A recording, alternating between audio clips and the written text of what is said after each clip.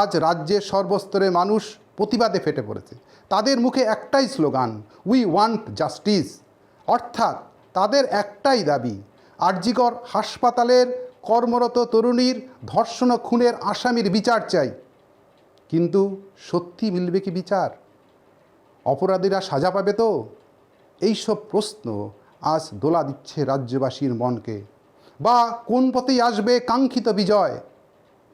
এই নারকীয় ঘটনার প্রতিবাদ আজ রাজ্যের সীমা অতিক্রম করে দেশ তথা বিশ্বে ছড়িয়ে পড়েছে, যা অভূতপূর্ব, যা শাসক দলের ঘুম কেড়ে নিয়েছে। ভীত সন্ত্রস্ত মমতা সরকার শান্তিপূর্ণ প্রতিবাদী মানুষের উপরে তার পুলিশ বাহিনী লেলিয়ে দিয়েছে, যার ফল হচ্ছে ভয়ানক। মানুষের সুপ্ত ক্ষোভ উস্কে দিচ্ছে। অভিযোগ, এক অজানা কারণে ঘটনার প্রথম দিন থেকেই অপরাধীদের আড়াল করতে রাজ্য সরকার ও তার পুলিশ প্রশাসন তৎপর, এবং একের পর এক তারা তথ্য প্রমাণ লোপাট করে চলেছে। এরকম পরিস্থিতিতে কলকাতার হাইকোর্ট এই তদন্তের ভার সিবিআইয়ের হাতে সমর্পণ করে।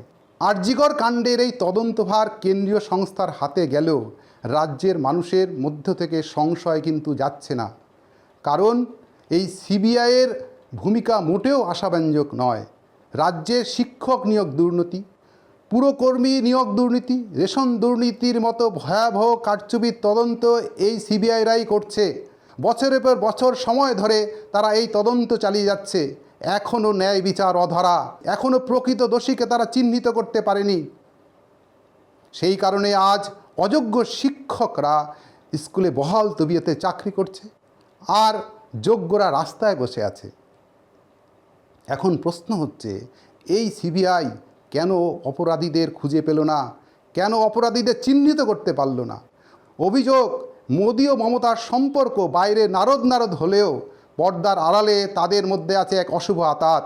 ফলে প্রশ্ন উঠছে, আরজিকর কাণ্ডের প্রকৃত অপরাধীদের চিহ্নিত করতে পারবে কি প্রধানমন্ত্রীর ইশারায় পরিচালিত কেন্দ্রীয় তদন্ত সংস্থা সিবিআই?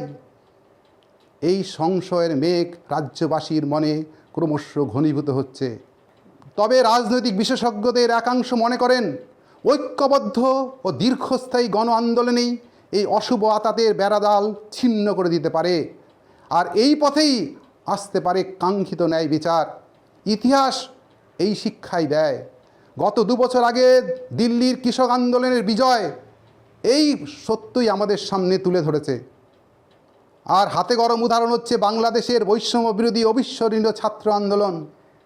তার আত্মা শাসক দলের নেত্রীকে তাড়া করে ফিরছে, তার ইঙ্গিত আমরা বারবার পেয়েছি। কিন্তু স্বৈরাচার শেষ কথা বলে না, শেষ কথা বলে মানুষের ঐক্যবদ্ধ লড়াই। এই ক্ষেত্রে অন্যতা হওয়ার জো নেই, কারণ এটা ঐতিহাসিক সত্য।